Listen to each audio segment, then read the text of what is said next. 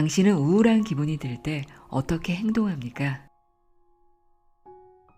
인생에서 마주치는 문제에 더 열심히 매달리나요? 아니면 그냥 흘러가게 놔두나요?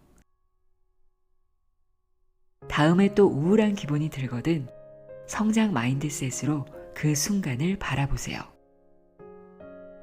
배움과 도전을 떠올리고 장애물과 정면으로 맞서는 자신을 상상하세요.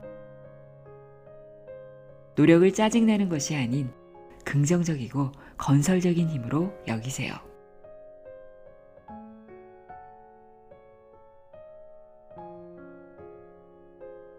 안녕하세요. 나의 소리책 갈피 소리내어 읽다입니다. 캐럴 드웨이의 마인드셋 두 번째 시간입니다.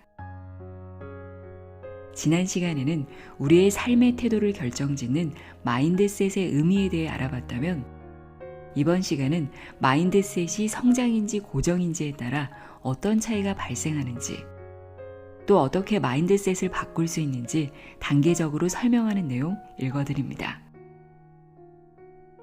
특히 어린 자녀를 키우는 부모라면 집중해서 들어보시기 바랍니다.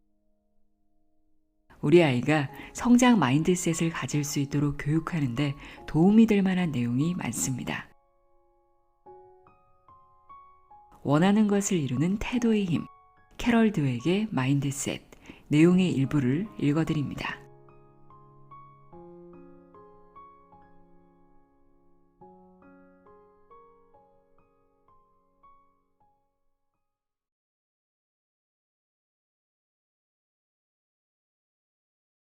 결과에만 집착하는 사람들. 성장 마인드셋을 가진 사람들이 최선을 다하면 분명히 성장합니다.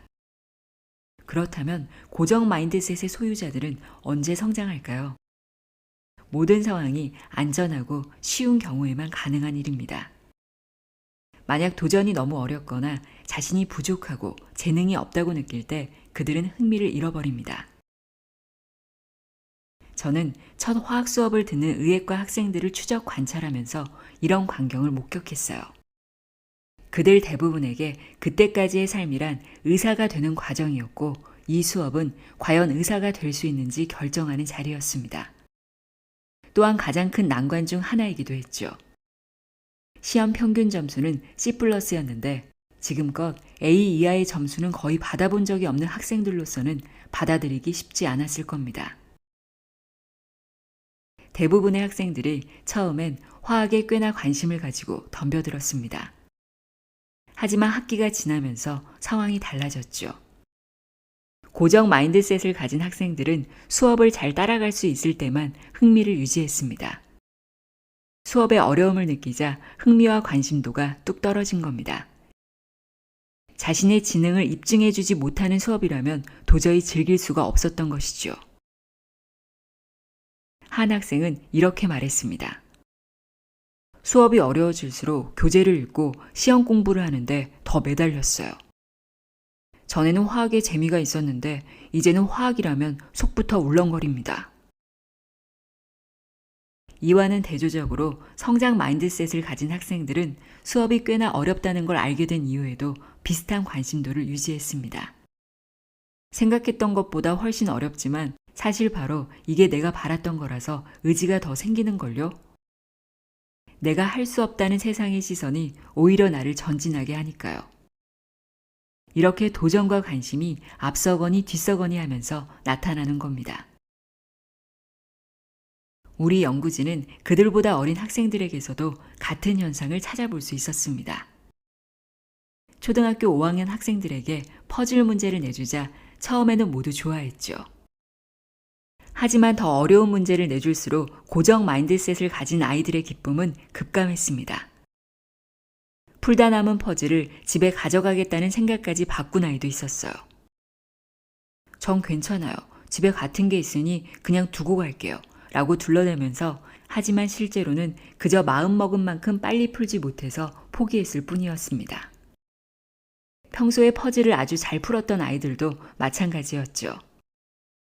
퍼즐을 잘 푸는 능력조차도 떨어지는 흥미는 붙잡을 수 없었던 모양입니다. 그러나 성장 마인드셋을 가진 아이들은 어려운 문제들에 딱 달라붙어 떨어질 줄 몰랐습니다. 그 아이들이 바라던 것이 바로 그렇게 어려운 퍼즐이었고 풀다 남으면 집에 가져가고 싶어 했죠. 한 아이는 이렇게 묻기까지 했습니다. 이 퍼즐들 이름이 뭔지 좀 써주실래요? 다 풀고 나면 엄마에게 더 사달라고 하게요. 얼마 전에 저는 러시아의 위대한 무용수이자 코치인 마리나 세면노바에 대한 이야기를 읽었습니다. 그녀가 학생들을 선발하는 방식은 그야말로 마인드셋에 대한 현명한 테스트라고 할 수 있습니다. 그녀에게 배웠던 한 학생은 이렇게 회상했습니다. 우선 코치님이 자신의 칭찬과 비판에 어떻게 반응하는지 보는 시험에서 살아남아야 해요. 비판에 대한 수용력이 높은 아이들이 높은 점수를 받게 되죠. 즉, 세면노바는 학생들을 두 그룹으로 구분한 겁니다. 자신이 이미 통달한 쉬운 과제에서 기쁨을 얻는 학생들과 어려운 과제로부터 기쁨을 얻는 학생들로 말이죠. 물론 후자가 앞으로 그녀의 가르침을 얻게 될 거라는 건 자명한 일이었고요. 저는 인생에서 처음으로 스스로에게 너무 어렵지만 재미있어 라고 느꼈던 때를 아직도 잊지 못합니다. 바로 그때가 저의 마인드셋이 바뀌는 순간이었겠죠. 마인드셋은 실패의 의미를 바꾼다. 마틴 부부는 3살짜리 아들 로버트를 섬기다시피 하면서 아이의 대단한 능력을 떠벌리고 다녔습니다. 세상에 로버트만큼 총명하고 창의적인 아이는 없다는 식으로 말이죠. 그런 로버트가 용서받기 어려운 짓을 저지르고 말았습니다. 뉴욕 최고의 유치원에 입학하지 못한 겁니다. 그날 이후 마틴 부부는 아이에게 냉담하게 대했습니다. 더 이상 아들에 대해 얘기하지도 않았고 예전과 같은 애정을 갖고 아이를 대하지도 않았죠. 로버트는 단지 부모와 스스로를 부끄럽게 만드는 아이일 뿐 이미 더 이상 예전에 그 총명했던 아들이 아니었으니까요. 겨우 3살에 로버트는 이미 실패자가 되어버린 겁니다. 뉴욕타임스는 한 기사를 통해 실패의 의미가 과거에는 하나의 행동이었지만 이제는 정체성으로 변질되었다고 지적했습니다. 고정 마인드셋에서 특히 심하게 나타나는 현상입니다. 어린아이였을 때 저 역시 로버트 같은 운명을 맞을까봐 걱정했습니다. 초등학교 6학년이었던 저는 학교에서 영어 단어를 가장 잘 기억하는 학생이었죠. 교장 선생님은 시에서 개최하는 대회에 저를 내보내길 바랐지만 제가 거절했어요. 중학교 3학년 때는 프랑스어를 잘해서 선생님이 역시 시 대회에 나가라고 권했지만 역시 거절했습니다. 성공이 자칫 실패로 바뀔 수 있는 위험을 굳이 떠안아야 할 필요가 없다고 생각했던 겁니다. 한순간에 승리자에서 패배자가 될 수도 있는데 대체 왜? 위대한 골퍼 어니 엘스 역시 이런 걱정을 했습니다. 엘스는 승부처에서 아슬아슬하게 패배하며 침체기를 보내다가 5년 만에 겨우 한 메이저 대회에서 우승했습니다. 만약 그 대회에서도 우승하지 못했다면 그는 자신이 다른 사람이 되어 있었을 겁니다. 라고 얘기합니다. 자신이 패배자로 남았을지도 모른다고. 대학에서 불합격 통지서가 든 얇은 봉투를 보내오는 매년 4월이면 수없이 많은 실패자들이 미국 곳곳에서 발생합니다. 수천 명의 똑똑한 젊은 학생들이 프린스턴에 합격하지 못한 소녀나 스탠퍼드에 합격하지 못한 소년이 되어버리는 것이죠. 잊히지 않는 실패의 순간. 성장 마인드셋을 가진 사람에게도 실패는 고통스러운 경험이 될 수 있습니다. 그러나 성장 마인드셋에서는 그 실패가 당신을 규정짓지는 않지요. 실패는 단지 마주하여 처리해야 할 대상이며 또 그로부터 배움을 얻을 수 있는 문제로 여겨집니다.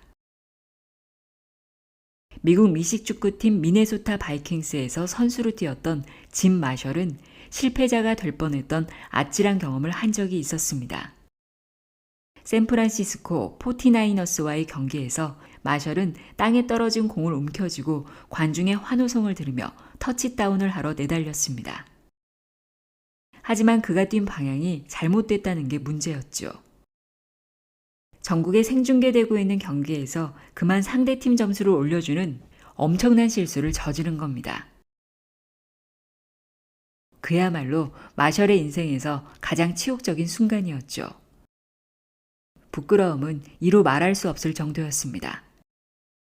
그러나 하프타임에 그는 이렇게 생각했습니다. 실수를 저질렀다면 바로잡아야지. 내겐 아직 선택의 기회가 있어. 이대로 주저앉을 것이냐 아니면 뭔가 해낼 것이냐. 후반전을 대비해 마음을 가다듬은 그는 생애 최고의 플레이를 선보이면서 결국 팀의 승리를 안겨주었습니다.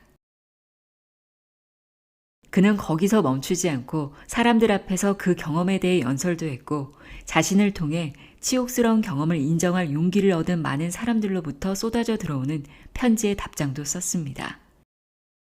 경기에 임할 때 집중력도 한결 높아졌다고 합니다.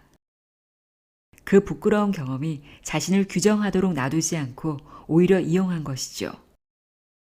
마셜은 그렇게 해서 더 나은 선수, 또 더 나은 인간이 될 수 있었다고 믿습니다. 마인드셋은 노력의 의미도 바꾼다. 어렸을 때 우리는 재능은 있지만 변덕이 심한 토끼와 느리지만 꾸준한 거북이 중에서 하나를 택해야 했습니다.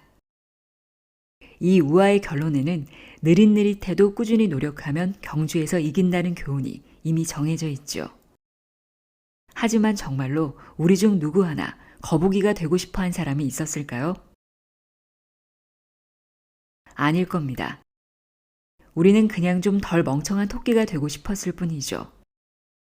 바람처럼 재빠르되 좀 더 전략적으로 행동하는 결승선을 통과하기 전에 낮잠을 너무 즐기지만 않으면 되는 겁니다. 어쨌든지 이기기 위해서는 남들보다 눈에 띄어야 한다는 건 누구나 아는 사실이니까요. 토끼와 거북이 우화는 원래 노력의 힘을 강조하려 했지만 결국 노력의 오명을 뒤집어 씌웠습니다.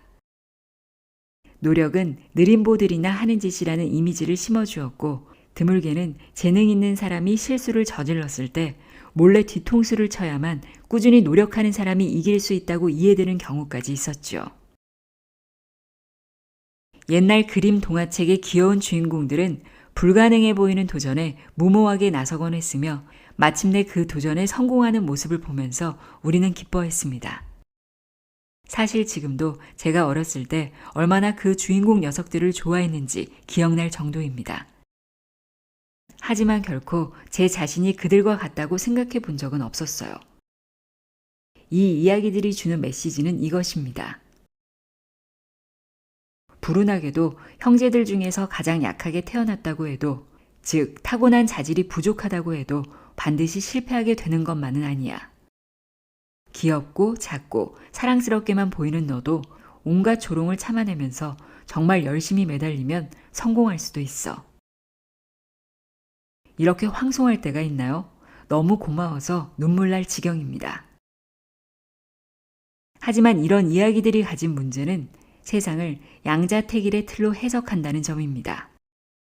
세상은 능력 있는 사람과 노력을 해야만 하는 사람으로 나눠져 있다는 식이죠. 그리고 이건 바로 고정 마인드셋의 관점이기도 합니다. 노력은 능력이 없는 사람에게나 필요하다고 보죠. 고정 마인드셋은 우리에게 이렇게 말합니다.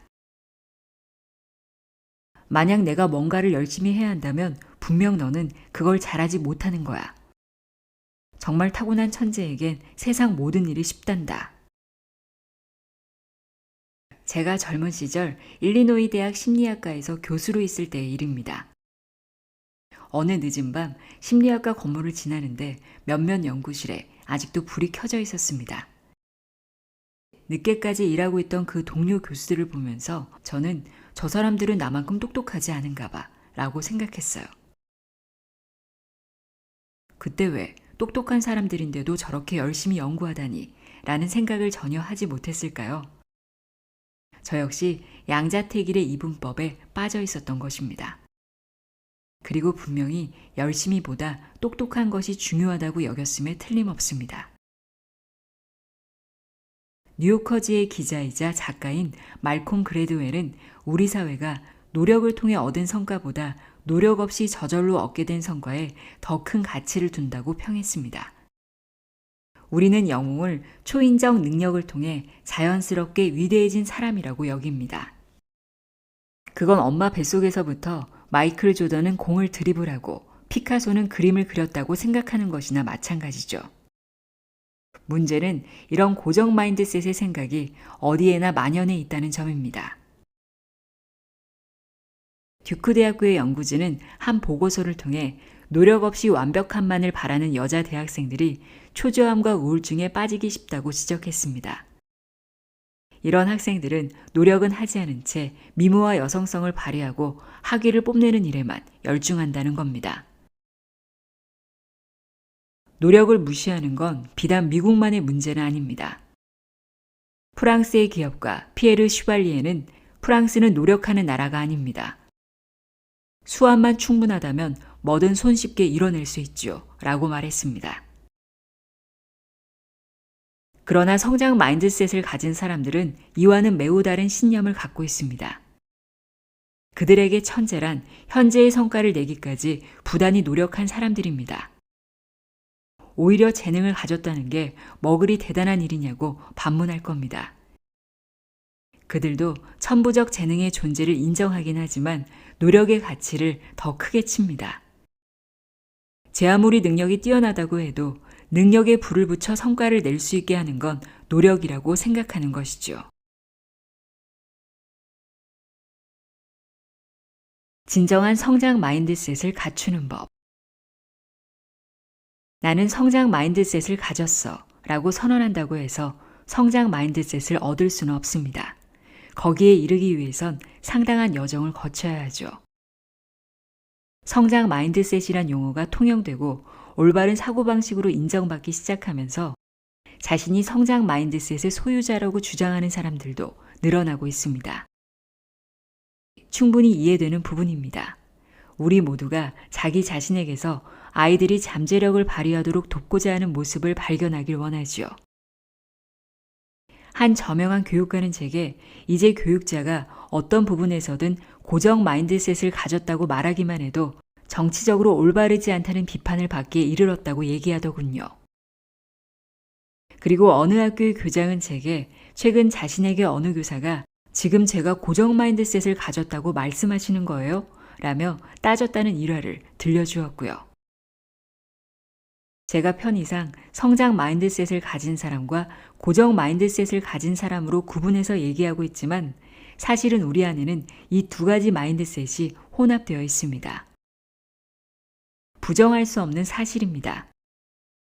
어떤 때는 성장 마인드셋의 상태였다가 또 다른 때에는 고정 마인드셋에 빠지기도 하는 거죠. 그렇다면 우리가 해야 할 일은 무엇이 우리의 고정 마인드셋을 자극하는가를 이해하는 것입니다. 우리로 하여금 자신의 능력이 고정돼 있다고 믿도록 하는 사건이나 상황이 무엇인가? 발전이 아닌 심판의 영역으로 우리를 이끄는 사건이나 상황은 무엇인가? 이것을 알아내야 하는 것이죠. 우리의 고정 마인드셋, 페르소나, 즉 도전을 멀리하라고 경고하고 무엇에 실패했을 때 우리를 괴롭히는 내부의 또 다른 인격이 모습을 드러냈을 때 무슨 일이 벌어지는가? 그 페르소나가 우리에게 어떤 느낌을 주는가? 그 때문에 우리는 어떻게 생각하고 어떻게 행동하게 되는가? 이런 생각, 느낌, 행동은 우리에게 또 우리 주변의 사람들에게 어떤 영향을 끼치는가? 그리고 무엇보다도 이 고정 마인드셋의 페르소나가 우리와 우리 아이들의 성장을 방해하지 못하도록 하기 위해 우리는 무엇을 할 수 있는가? 이 페르소나를 어떻게 설득시켜 성장 마인드셋과 함께 목표를 이뤄낼 수 있는가? 이제 누구나 고정 마인드셋을 가졌다는 점을 알았으니 앞으로는 터놓고 얘기할 수 있을 겁니다. 자신의 고정 마인드셋 페르소나가 언제 나타나고 어떤 영향을 미치며 어떻게 그에 대처하고 있는지에 대해서 말이죠. 그리고 그렇게 얘기하다 보면 여정을 함께하고 있는 동료 여행자들이 많다는 점도 곧 깨닫게 될 겁니다.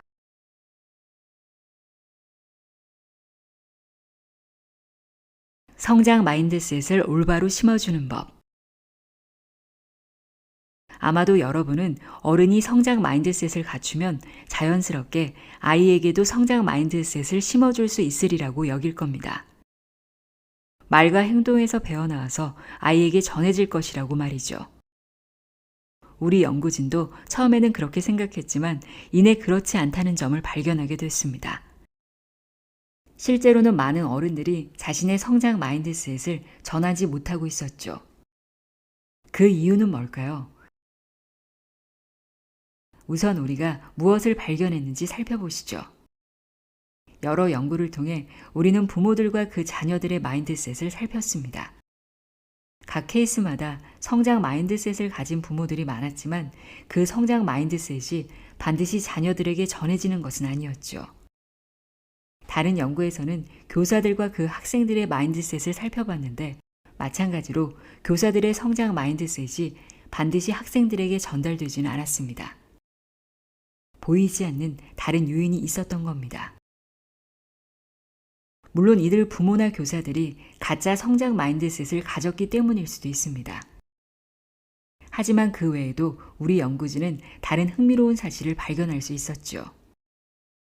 어른의 마인드셋이 그들의 머릿속에만 존재하고 아이들에게 직접적으로 보이지 않는다는 것이었습니다.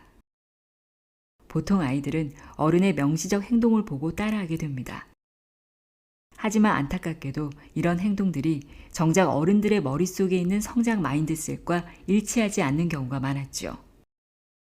그렇다면 의도와는 다른 마인드셋을 실현하려는 행동들은 무엇일까요? 그리 놀랍지 않게 그 첫 번째는 칭찬입니다. 부모의 칭찬은 아이의 마인드셋을 형성하죠. 그런데 이 칭찬이 부모의 마인드셋과 반드시 일치하지 않는다는 점이 흥미롭습니다. 성장 마인드셋을 가진 부모들도 자녀들을 칭찬할 때는 아이의 학습 과정을 중시해야 한다는 점을 무시하고 그저 자녀의 능력을 칭찬하는 경우가 있습니다. 아이들에게 똑똑하다고 말해주면 아이의 자신감이 높아진다는 생각을 떨쳐버리기가 힘든 것이죠. 두 번째는 아이의 실수나 실패에 대해 어른이 대응하는 방식입니다. 아이가 어려움을 겪는데 부모가 자녀의 능력에 대해 불안이나 우려를 표하게 되면 아이의 고정 마인드셋이 강화되는 결과를 낳을 수 있습니다. 부모로서는 아이의 실패를 보듬으려는 행동이겠지만 바로 그것이 결국 실패를 부각시키게 되는 겁니다. 이렇듯 성장 마인드셋을 가진 부모라도 아이가 비틀거릴 때는 자녀의 자신감이나 사기를 걱정하는 모습을 보이기 쉽습니다. 부모는 자녀의 좌절을 관심 있게 지켜보면서 그 좌절을 자녀에게 성장 마인드셋을 길러줄 배움의 기회로 다뤄야 합니다. 이런 부모들은 자녀의 좌절을 포옹해야 할 대상으로 여기죠. 그들은 좌절의 정면으로 맞서고 자녀에게 배움을 위해 취해야 할 다음 단계를 일러줍니다. 달리 말하면 부모들은 매 순간 자녀에게 실수, 장애, 역경이 좋은 것인지 나쁜 것인지 가르쳐주고 있다는 겁니다. 역경을 좋은 것으로 대하는 부모들은 자녀에게 성장 마인드셋을 심어줄 가능성이 훨씬 높은 것이죠. 세 번째, 성장 마인드셋을 전한다는 건 단순히 사실과 법칙, 절차를 암기하게 하는 것이 아니라 그 원리를 이해시키는 것과 같습니다. 연구 결과는 보여줍니다. 교사가 학생의 이해도에 더 신경 쓰고 학생과 함께 노력할 때 학생이 자신의 능력이 발전할 수 있다고 믿을 가능성이 더 높아진다는 점을 말이죠. 한 연구에서는 수학교사가 개념을 이해하도록 가르치고 아이들의 이해를 위해 피드백을 준 후 수정하게 했을 때 학생들이 수학에 대해 성장 마인드셋을 갖게 된다는 점을 발견했습니다.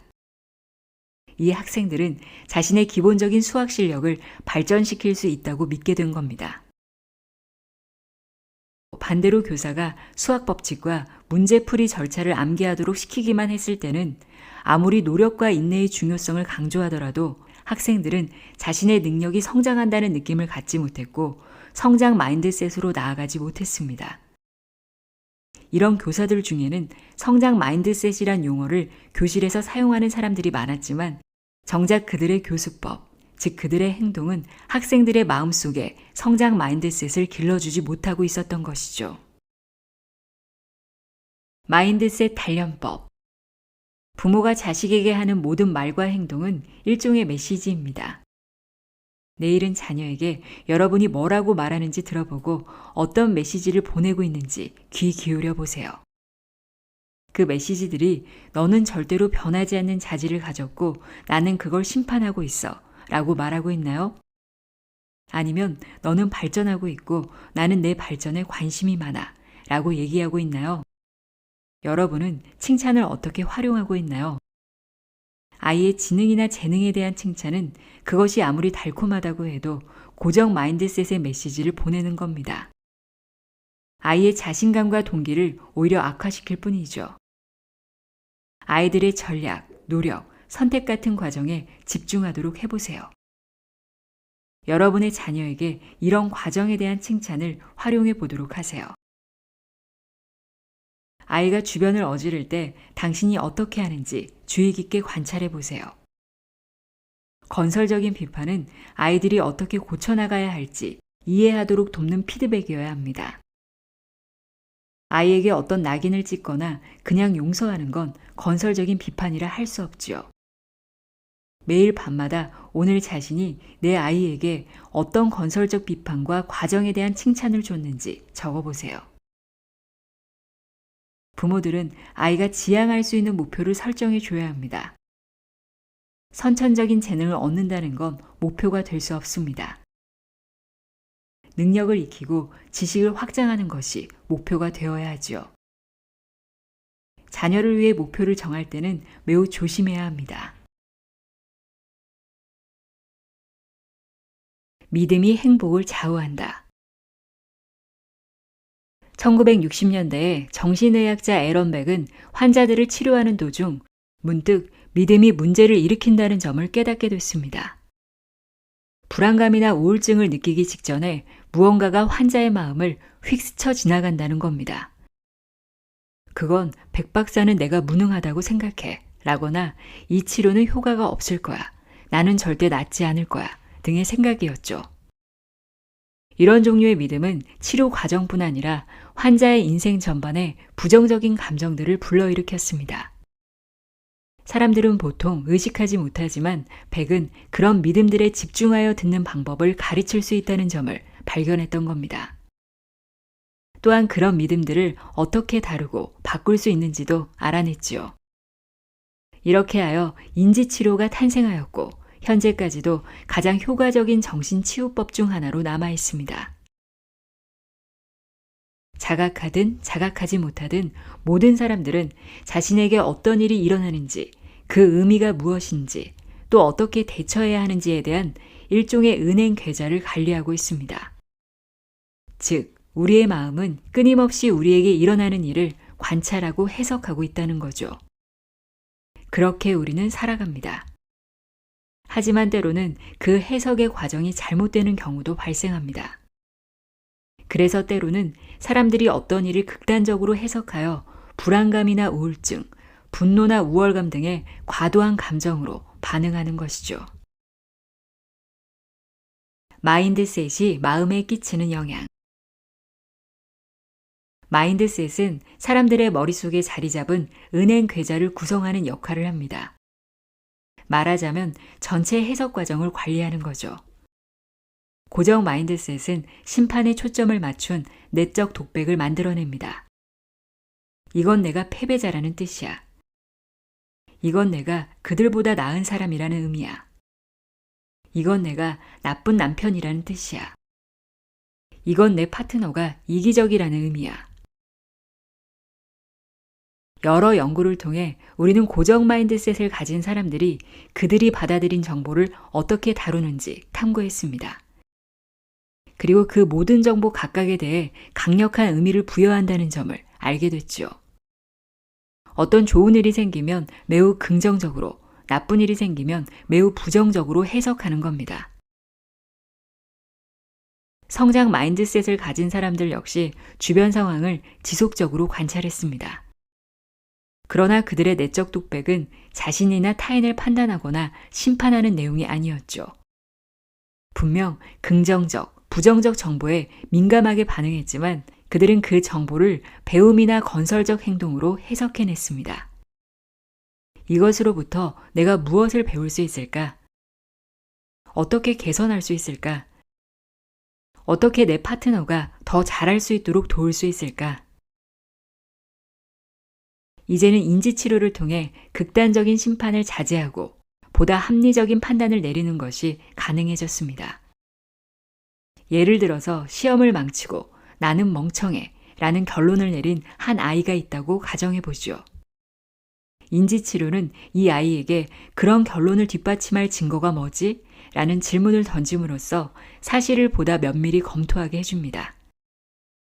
그럼 아이는 과거에 자신이 능력을 발휘했던 일들을 떠올려 본 뒤 결국 나는 생각한 것처럼 무능한 아이는 아니야 라고 생각하게 되는 것이죠. 또한 자신의 멍청함이 아닌 시험을 망친 다른 이유들을 찾아보게 되고 이를 통해 자신의 부정적 판단을 누그러뜨릴 수 있습니다. 이제 아이는 스스로 이런 치료를 하는 방법을 익혔으니 앞으로 다시 자신을 부정적으로 심판하게 될 때면 그 심판에 맞설 수 있게 되는 거지요. 인지치료는 이와 같은 방식으로 사람들이 보다 현실적이고 낙관적인 판단을 내리도록 돕습니다. 하지만 인지치료가 고정 마인드셋과 그 심판의 세계에서 벗어나도록 해주지는 못하지요. 사람들이 자신을 끊임없이 평가하게끔 만드는 고정 마인드셋의 기본적인 가정, 즉 사람의 자질은 고정되어 있다는 생각에 맞서지 않기 때문입니다. 따라서 생각의 틀을 심판에서 성장으로 바꿔주지는 못하지요. 마인드셋과 의지력. 우리가 보통 바라는 건 그렇게 대단한 변화는 아닙니다. 살을 좀 빼고 몸무게를 유지하거나 담배를 끊거나 분노를 좀 조절하는 정도의 변화만 원하기도 하죠. 그런데 이런 일조차도 고정 마인드셋의 방식으로 사고하는 사람들이 있습니다. 만약 당신이 의지력이 충분한 사람이라면 그렇게 변할 수 있을 것이지만 당신의 의지력이 충분치 않다면 변화도 불가능하다는 식으로 생각하는 것이죠. 이런 생각을 가진 사람들은 뭔가를 결심하는 데는 확고하지만 정작 자신이 성공하기 위해 특별한 조치를 취하지는 않습니다. 그리고는 결국 금연은 쉬워. 전에도 100번쯤 끊어봤거든 이라며 포기하고 말지요. 앞서 다룬 화학 수업을 듣는 대학생들과 같습니다. 고정 마인드셋을 가진 사람들은 내게 능력이 있다면 잘할 거고 능력이 없다면 잘하지 못할 거야 하고 생각하지요. 그 결과 그들은 자신을 돕기 위한 유용한 전략들을 활용하지 못합니다. 그저 겉핥기식으로 공부해놓고는 최상의 결과를 기대할 뿐이죠. 고정 마인드셋을 가진 사람들은 화학, 다이어트, 금연, 분노 조절 등의 시험에 실패하게 되면 스스로를 자책합니다. 자신을 무능하고 연약하고 나쁜 사람이라고 여기는 거죠. 그런 마음으로 대체 뭘 이룰 수 있을까요? 제 친구인 네이선은 곧 다가올 25번째 고등학교 동창회에 헤어진 예전 여자친구가 나타날지도 모른다고 생각하고 뱃살을 빼기로 결심했습니다. 고등학교 때 멋지고 날렵했던 그였으니 뚱뚱한 중년 남성의 모습을 보이고 싶지 않았던 거죠. 네이선은 다이어트에 매달리는 여성들을 비웃곤 했죠. 뭐가 그리 호들갑이지? 그냥 약간의 식단 조절만 하면 되는데. 살을 빼기 위해 그는 자기 접시에 놓인 음식을 일부만 먹기로 각오를 다졌죠. 그러나 식사를 하고 나면 접시는 매번 깨끗이 비워져 있었습니다. 그는 또 글러먹었군 하며 패배감에 빠져 디저트를 주문하곤 했습니다. 아마도 자신의 실패를 감추려 했거나 기분을 풀기 위해서였겠죠. 그래서 제가 충고했습니다. 네이선, 이래선 효과가 없어. 내겐 시스템이 필요해. 아예 처음부터 음식을 좀 치워버리든지. 아니면 일부를 포장해서 집에 가져가지 그래. 또는 채소 섭취를 늘려서 먹는 양을 채우든지 말이야. 살을 빼는 방법은 여러 가지가 있다고. 하지만 그는 아니, 나는 강인해져야 해 라고 응수할 뿐이었습니다. 결국 네이선은 극단적인 식이 조절 다이어트를 선택하여 동창회를 위해 살을 빼는 데는 성공했지만 이후엔 오히려 예전보다 더 체중이 불어나게 됐습니다. 이게 과연 강인한 건지 간단한 전략을 사용하는 게 정말 약한 짓인지 전 이해하지 못하겠더군요. 다음에 혹시 다이어트를 하게 될 일이 있거든 네이선의 이야기를 떠올리고 의지력이란 당신의 마음대로 가졌다 말았다 할 수 있는 게 아니란 점을 기억하기 바랍니다. 의지력에도 도움이 필요하다는 점을요. 성장 마인드셋과 자제력. 다이어트나 분노 조절에 대해서도 성장 마인드셋의 방식으로 사고하는 사람들이 있습니다. 그들은 성공하기 위해선 자신에게 맞는 전략을 배우고 실행할 필요가 있다는 점을 알고 있지요. 성장 마인드셋을 가진 학생들이 화학 수업을 들었을 때 그랬습니다. 그들은 더 나은 학습 전략을 채택했고 공부 시간을 세심하게 계획했으며 자신들의 동기를 잘 관리해 나갔습니다. 즉, 자신의 성공을 위해 가능한 모든 전략을 활용했던 것이죠. 그들과 마찬가지로 성장 마인드셋을 가진 사람들은 새해를 맞아 헛된 결심을 하고 가만히 앉아 그 결심이 지켜지기를 바라지 않습니다. 다이어트를 위해서는 그에 맞는 계획이 필요하다는 걸 알고 있어요. 디저트는 가까이 하지 않고 식당에 가기 전에 무슨 음식을 먹을지 미리 결정하며 일주일에 한 번만 마음대로 먹거나 운동을 더 하겠다는 등의 계획 말입니다. 그리고 그 성과를 어떻게 지속적으로 유지해 나갈 것인지에 대해서도 적극적으로 고민합니다. 한번 얻어낸 성과를 계속 유지하고 발전시키기 위해 어떤 습관을 들여야 할지 생각하는 거죠. 그러다가 고난의 시기가 찾아오기도 합니다. 하지만 그들은 이미 그런 고난이 발생할 것이라고 예측하고 있기에 자책에 빠지는 대신 이렇게 묻습니다. 여기서 내가 어떤 걸 배울 수 있지? 이런 상황에서 내가 해야 할 일은 뭐지? 이것이 바로 배움의 과정입니다. 나쁜 나와 좋은 나 사이의 전쟁이 아닌 거죠. 고정 마인드셋으로부터 자라난 흑백 논리를 버린다면 사람들은 자제력을 발휘할 유용한 전략들을 더 쉽게 배울 수 있습니다. 실수 한 번 했다고 해서 세상이 무너지는 건 아니니까요. 성장 마인드셋으로 보면 그렇습니다. 오히려 실수로 인해 당신은 자신이 불완전한 인간임을 깨닫고 다음번에 더 잘할 수 있는 단서를 얻게 되는 겁니다.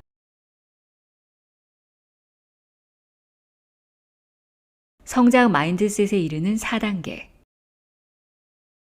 첫 번째 단계, 인정. 아마 제가 이런 얘기를 하면 놀라실지도 모르겠군요. 진정한 성장 마인드셋으로 가기 위한 첫 번째 단계는 당신의 고정 마인드셋을 받아들이는 것입니다. 잘 살펴보면 우리 모두는 고정 마인드셋을 가지고 있죠. 우리 안에는 성장과 고정 마인드셋이 혼합되어 있다는 점을 알아야 합니다. 오히려 그건 우리가 인간이라는 증거지요. 하지만 고정 마인드셋이 우리 안에 있다는 걸 인정하자는 것이지 그것이 자주 모습을 드러내 대혼란을 일으키는 걸 용인하라는 뜻은 아닙니다. 두 번째 단계, 파악. 두 번째로 할 일은 무엇이 당신의 고정 마인드셋을 자극하는지 알아내는 겁니다. 당신의 고정 마인드셋, 페르소나가 언제 등장하는지 말이죠. 당신이 어떤 일로 끙끙대다가 막다른 길에 몰렸을 때 고정 마인드셋의 페르소나가 조언합니다. 포기해. 그래봤자 절망하게 될 뿐이야. 더 쉬운 일을 찾아. 실패했다는 기분이 들 때는 어떨까요? 일자리를 잃었거나 소중한 사람을 잃었을 때 또는 아주 큰 일을 망쳤을 때 말입니다. 이럴 때 고정 마인드셋에 휘둘리지 않는 사람은 매우 드물죠. 그리고 잘 아시겠지만 고정 마인드셋이 이렇게 말합니다. 너는 내가 생각했던 그런 사람이 아니야. 그리고 절대 그렇게 되지도 못할 거야. 잘 생각해 보세요. 최근에 당신이 어떻게 고정 마인드셋에 이끌리게 되었는지, 당신의 고정 마인드셋 페르소나가 어떻게 소환됐는지, 그 페르소나가 당신의 귀에 뭐라고 속삭였나요? 또 당신은 어떤 기분이 들었나요? 제가 사람들에게 보통 언제 그들의 고정 마인드셋이 등장하는지 물어보자 다음과 같은 대답을 들을 수 있었습니다. 내가 뭔가 미루고 꾸물거릴 때, 누군가와 의견이 맞지 않을 때, 파티에서 다른 사람에게 말 걸기가 쑥스러울 때마다 내 고정 마인드셋의 페르소나가 나타나서 내 실패가 다 내 탓은 아니야 라고 해요. 언뜻 들으면 좋은 말 같은데 유독 실패만 큰 소리로 말하고 나머지는 들릴 듯 말 듯 얘기하는 게 문제죠. 당신의 고정 마인드셋을 자극하는 원인을 이해하고 그 페르소나의 정체를 알게 되더라도 함부로 판단하지는 마세요. 일단 그냥 지켜보면 됩니다. 세 번째 단계, 명명. 이제 당신의 고정 마인드셋 페르소나에게 이름을 붙여주세요. 잘못 들은 게 아니에요. 맞습니다. 이름을 붙여서 부르라고요. 잠시 시간을 갖고 당신의 고정 마인드셋 페르소나를 주의 깊게 살펴보세요. 혹시 당신이 아는 누군가의 이름을 거기에 붙일 건가요? 책이나 영화에 나온 주인공의 이름이나 당신의 이름 중 일부를 붙일 건가요? 당신이 싫어하는 사람의 이름을 붙여서 당신이 그런 사람이 되고 싶지 않다는 암시를 줄 수도 있을 겁니다. 네 번째 단계, 교육과 동행. 이제 당신은 당신의 고정 마인드셋 페르소나에 대해 속속들이 알게 됐습니다. 이름까지 붙여줬으니까요. 그럼 이제 뭘 해야 할까요? 교육을 시키는 겁니다. 당신의 여정에 동행시키세요. 당신의 고정 마인드셋을 자극하는 동기에 대해 더 잘 알게 될수록 당신은 그 페르소나의 출현을 더 잘 경계할 수 있게 됩니다. 당신의 안전지대 밖으로 나오게 될 것 같으면 그 페르소나가 나타나 멈추라는 경고를 날릴 거라고 미리 예상하고 준비할 수 있지요. 그 경고에 고마움을 표한 후 당신이 왜 이 일을 해야 하는지 설명하고 함께 가자고 손을 내미세요. 자, 보라고. 나도 이게 잘 안 되리란 걸 알아. 하지만 꼭 한번 해보고 싶어. 그러니 나와 함께 해주지 않을래? 당신이 고난에 빠졌을 때도 페르소나가 나타날 가능성이 아주 높죠. 억지로 억누르거나 막지 말고 그게 춤을 추든 노래를 부르든 자기 할 일을 하도록 놔두세요. 그러다가 좀 잠잠해지는 것 같으면 이 고난으로부터 무엇을 배워 앞으로 전진할 건지 당신의 계획을 설명해 주세요. 좋아. 내가 이걸 잘하지 못할 수도 있지만 다음에 뭘 해야 할지 알겠어. 그러니 그냥 한번 해보자고. 당신의 고정 마인드셋 페르소나가 탄생한 이유는 당신을 안전하게 보호하기 위함이란 걸 기억하세요. 다만 그 방법이 매우 제한적일 뿐입니다. 그러니 새로운 성장 마인드셋 방식으로 교육시켜서 당신을 지원할 수 있게 해주세요. 도전을 받아들이고 감내하며 실패로부터 회복하고 다른 사람들이 성장하도록 돕는 일에 참여하게 하세요. 그 페르소나의 관점을 이해하되 다른 사고방식으로 천천히 유도하고 성장 마인드셋을 향한 당신의 여정을 함께 하는 겁니다. 누구나 각자의 고정 마인드셋 페르소나를 가졌다고 이해하면 타인에 대한 우리의 시선이 더 부드러워질 수 있습니다. 그들도 각자의 싸움을 하고 있다고 이해할 수 있는 거죠. 우리들 각자에게는 저마다 떠나야 할 여정이 있습니다. 그 여정은 우리가 모두 두 가지 마인드셋을 가졌다는 걸 받아들이면서 시작됩니다. 그 다음 무엇이 우리의 고정 마인드셋을 불러오는지 알아야 하죠. 실패, 비난, 마감기한, 의견의 불일치. 그럼 우리는 고정 마인드셋, 페르소나가 나타나면 어떤 일이 발생하는지 알게 됩니다. 이 페르소나는 누구인가요? 이름이 뭔가요? 우리가 어떻게 생각하고 느끼고 행동하게 만드나요? 우리 주변에 어떤 영향을 끼치나요? 중요한 것은 우리가 자신의 페르소나를 교육시켜서 우리의 여정에 참여시키면 성장 마인드셋의 상태를 유지하는 방법을 배울 수 있다는 겁니다. 더 좋은 건 우리는 다른 사람들이 그들의 여정을 지속하도록 돕는 법 또한 배울 수 있다는 점이죠.